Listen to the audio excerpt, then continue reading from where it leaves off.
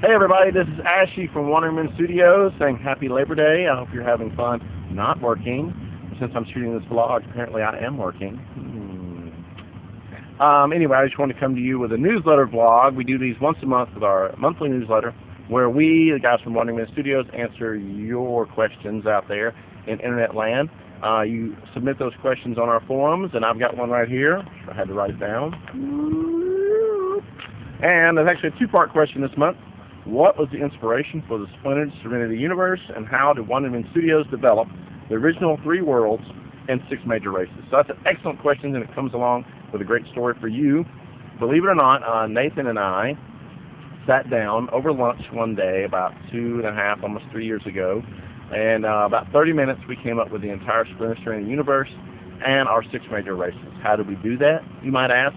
Well, 1, because we're crazy, and 2 is because we wanted to have our 6 major races basically embody the major, what we call the big rocks of game design, which were the major issues that we wanted to resolve with our game of Untold.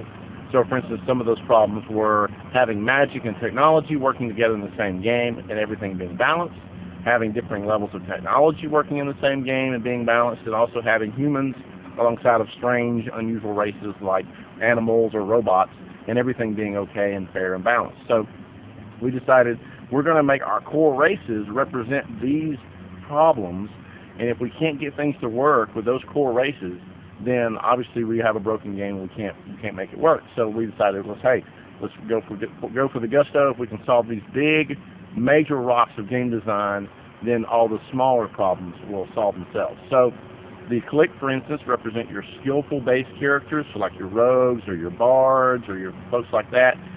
They're very, very focused on using skills. Of course, you have 2 basic types of that. You have your subtle skill users, and then your less subtle skill users, obviously your rollers and your tripods. Your APOC represent your combatant type characters. Your hybrid are going to be more ranger, more paladin type characters, and churls are going to be your more barbarians and just brute force type characters. And then your Lana obviously are your spellcasters, and you've got 2 major veins of those spellcasters. One being your subtle magic or your psionic mental magic, and the other being your flashy evocative casters. And those are obviously the Twilights and the Dawns. So we just basically sat down and we said, hey, what are some ways that we can personify these problems in a race? And so we came up with the idea of the APOC and the Lana and then the clique. The clique were kind of my babies. I really like the clique, the steampunk stuff. Nathan's real big on furry creatures, so he wanted the Lana, and then the APOCs were pretty easy. Just throw in some genetic super soldiers, and there you go. And then basically what happened after that is the world of Splintered Serenity sprung out of those 6 core races. So we had the core races before we have a world for them to live in, and so we said, how do we fit all these characters together?